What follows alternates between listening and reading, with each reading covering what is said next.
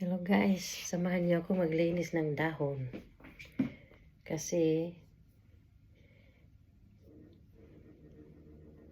may nagtatrabaho po dito, super alikabok.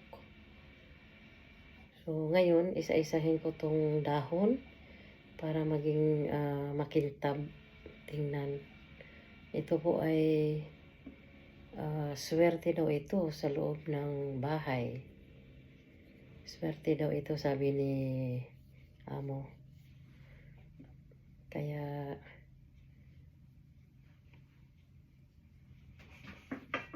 linisin ko po para maging maganda naman. Ang daming alikabok. Yan.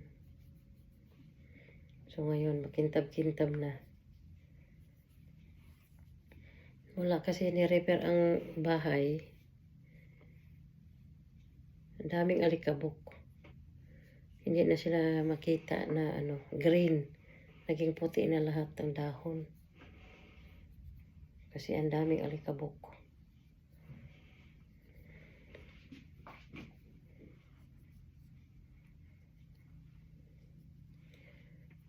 So ito daw po yung swerte. Ewan ko anong pangalan nito. Sabi ni amo, swerte daw ito sa loob ng bahay. Kaya yan. Ano kasi isa-isahin ang liliit ng dahon. Ayan.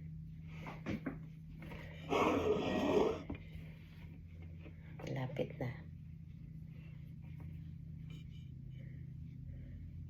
Ayan na guys. Tapos na ako magpunas sa mga dahon yan, di ba? Green na. Wala na yung alikabok. Yan, green na green.